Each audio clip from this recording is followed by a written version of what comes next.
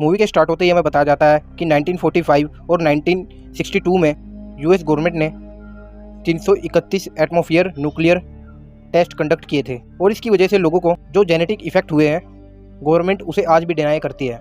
इसके बाद हमें न्यू मैक्सिको डिजर्ट का सीन दिखाया जाता है जहाँ पर कुछ साइंटिस्ट सर्चिंग कर रहे होते हैं और अचानक से उनके सामने खून से भरा हुआ आदमी आ जाता है जो उनसे हेल्प मांग रहा होता है, लेकिन इससे पहले कि वो हालात को समझते कोई मॉन्स्टर उनको अपने एक्स से मार देता है। उन सबको मारने के बाद उनकी डेड बॉडी को अपने ट्रक के साथ बांध कर ले जाता है। फिर दोबारा से न्यूक्लियर टेस्टिंग दिखाई जाती है और उनके जेनेटिक इफेक्ट की वजह से जो बच्चे पैदा होते हैं वो भी दिखाए जाते हैं। इसके बाद मैक्सिको डेजर्ट में एक गैस स्टेशन दिखाया जाता है, इसका ओनर अंदर सो रहा होता है। तभी अचानक उसे किसी की आवाज़ आती है, वो अपनी गन लेकर बाहर जाता है और रूबी का नाम लेकर किसी को आवाज़ दे रहा होता है। वो रूबी को हर जगह ढूंढ रहा होता है और उसको ढूंढते ढूंढते वो गवर्नमेंट एरिया में चला जाता है। और जब वो वापस आता है तो वो देखता है कि किसी ने उसके गैस स्टेशन पर अपना बैग रखा है। उस बैग को देखकर वो शाउट करता है और बोलता है कि सब खत्म हो गया है, अब मैं तुम्हारी मदद नहीं कर सकता। और थोड़ी देर के बाद वो बाहर आता है और उस बैग को दोबारा अंदर ले जाता है। और इस दौरान कोई उसको देख रहा होता है कि उसके बैग में बहुत सारा एक्सपेंसिव सामान होता है।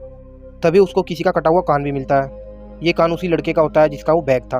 और फिर हमें पता चलता है कि जब हम उसके पर्स में उस लड़के की तस्वीर देखते हैं। और यहाँ पर हमें इस एक बात का और पता लगता है कि वो गैस स्टेशन का मालिक भी उन म्यूटेंट के लिए काम करता है और वो बहुत ही ज़्यादा लालची होता है। जब वो सामान चेक कर रहा होता है तो बाहर कोई आ जाता है। बाहर एक फैमिली होती है जो कैलिफोर्निया से सेंटिनिगो जा रही होती है।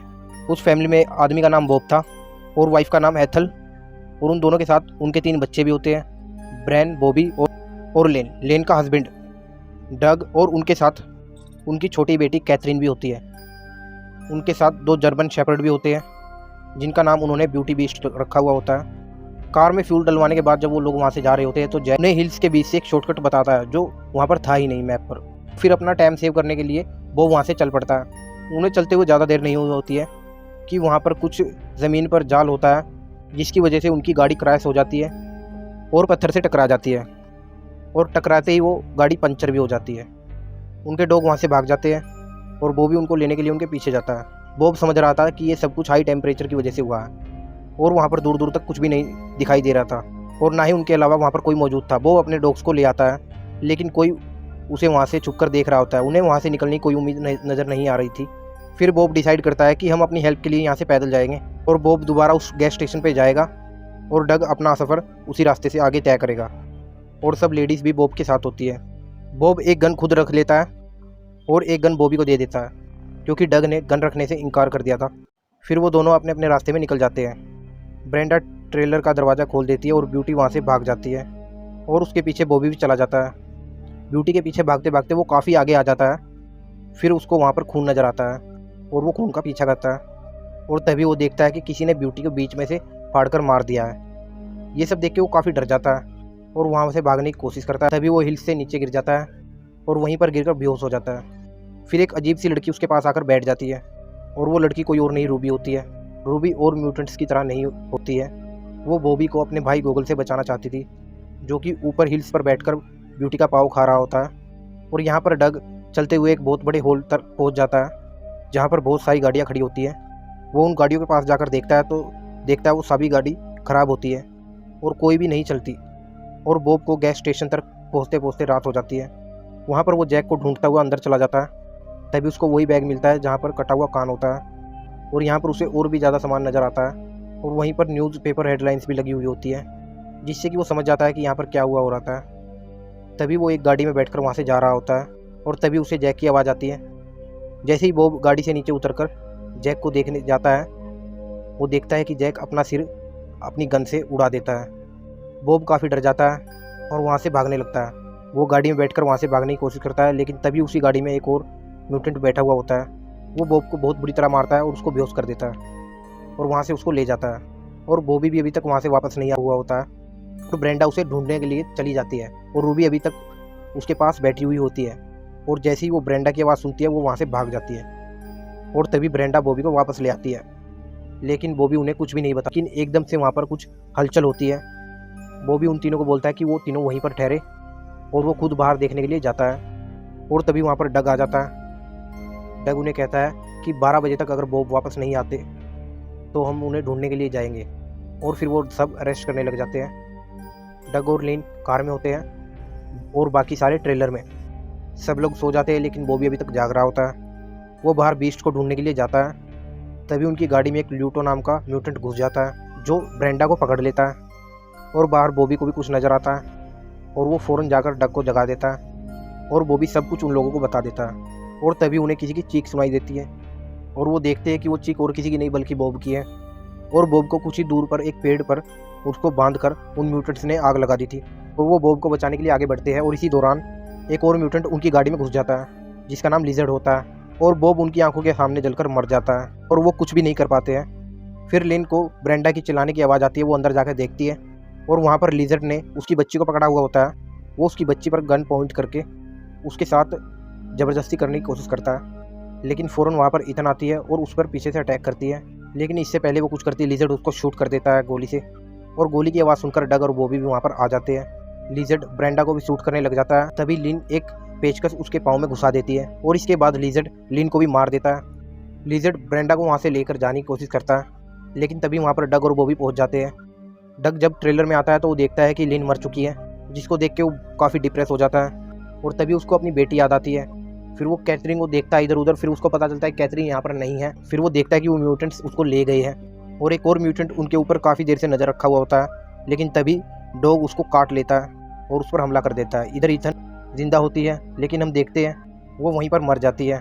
और बॉबी उन सबको मारने के लिए बाहर जाता है, लेकिन डग उसे रोकता है। और इसी दौरान उनको किसी की बाहर से आवाज़ आती है। तभी वो देखते हैं कि बीस्ट गोगल के हाथ को काटकर उसके हाथ में जो वॉकी टॉकी होता है उसको ले आता है। और जैसे ही सुबह होती है तो डग बीस्ट के साथ अपनी बेटी को ढूंढने के लिए चला जाता है। बीस्ट उसे एक माइन में ले जाता है और उसी माइन में इन सभी म्यूटेंट्स की कब्रें थी। मतलब वो इन म्यूटेंट्स का कब्रिस्तान होता है। फिर बीस्ट उसे माइन से बाहर लेकर आता है। फिर वो देखता है कि वहाँ दूर विलेज में न्यूक्लियर टेस्टिंग होती है और यहाँ दूसरी तरफ बॉबी और ब्रेंडा भी इन म्यूटेंट्स को मारने के लिए उनके लिए ट्रैप बिछा रहे होते हैं। फिर डग उस गांव में चला जाता है और उसको वहाँ पर अपनी बेटी कैथरीन मिल जाती है। वो अपनी बेटी को लेने के लिए उस घर में जाता है। तभी उसके सामने एक म्यूटेंट आ जाता है और उस म्यूटेंट को देखकर डग वहाँ पर ही छुप जाता है। जैसे ही वो म्यूटेंट वहाँ से जाता है तो डग उस घर में घुस जाता है। अंदर जाके वो एक गंजी औरत को देखता है जिसका नाम बिग मामा होता है। वो वहाँ पर टीवी देख रही होती है। वो किसी तरह उस बिग मामा से बचकर कैथरीन के पास जाता है और वो कैथरीन को लेकर वहाँ से भागने लग जाता है। लेकिन वो गंजी औरत बिग मामा उसको बहुत बुरी तरह से मारती है और उसको बेहोश कर देती है। और जब उसको होश आता है तो वो देखता है कि उसके साथ और भी कई ह्यूमन बॉडी पार्ट्स पड़े हुए होते हैं। वो उनके एक फ्रीज़र में होता है, लेकिन किसी तरह वो वहाँ से निकल जाता है और बहुत ही चालाकी से आगे बढ़ता है। और उसे एक बिग ब्रेन नाम का म्यूटेंट नज़र आता है और इसी म्यूटेंट की वजह से हमें उन म्यूटेंट्स के बारे में थोड़ा बहुत पता चलता है।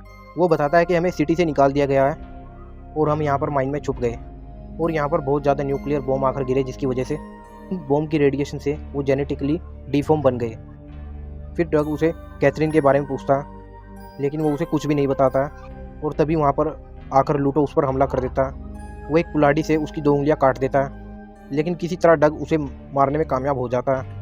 वो देखता है कि वो दूसरा म्यूटेंट वहाँ पर गन लेकर आ रहा होता है। फिर डग छुप कर वहाँ पर देख रहा होता है। फिर डग उस पर हमला करता है और उसे ही मार देता है। फिर बिग ब्रेन रेडियो पर यह ऑर्डर देता है कि वो डग की बच्ची को मार दे और इसी टाइम बीस्ट उस बिग ब्रेन को मार देता है। डग कैथरीन को ढूंढने के लिए हर जगह जाता है। उसे कैथरीन तो नहीं मिलती है, लेकिन वहाँ पर उसे बहुत सारे डिफॉर्म बच्चे मिलते हैं। फिर लिजर्ड कैथरीन को मारने लग जाता है, लेकिन वो देखता है कि वहाँ पर कैथरीन नहीं पिग होता है कि कैथरीन को रूबी वहाँ से लेकर भाग गई थी। और यहाँ दूसरी साइड बॉबी की मदर की डेड बॉडी वहाँ से गायब हुई होती है। वो वहाँ पर अपनी मॉम की बॉडी को ढूंढ रहे होते हैं। फिर वो देखते हैं कि एक म्यूटेंट उसको खा रहा होता है। ये म्यूटेंट उन सबका बाप होता है जिसका नाम जुपिटर होता है। और जैसे ही वो उन्हें देखता है वो उनके पीछे पड़ जाता है और वो भी उसे फंसाने की कोशिश करते हैं और बहुत ही मुश्किल से वो उसे अपने ट्रैप में फंसा देते हैं। और जैसे ही वो उस ट्रेलर का दरवाज़ा खोलता है वो अपने आप ब्लास्ट हो जाता है। फिर रूबी कैथरीन को लेकर डग के पास पहुँचती है और वहाँ पर एकदम से लिजर्ड भी आ जाता है और डग फिर उसको शूट कर देता है। रूबी तभी डग को उसकी बेटी दे देती है, लेकिन हम देखते हैं कि लिजर्ड अभी तक मरा हुआ नहीं होता और वो खड़ा होकर डग पर गोली चलाने की कोशिश करता है। लेकिन तभी रूबी उसको पहाड़ से अपने साथ साथ नीचे गिरा देती है और लिजर्ड के साथ खुद भी मर जाती है।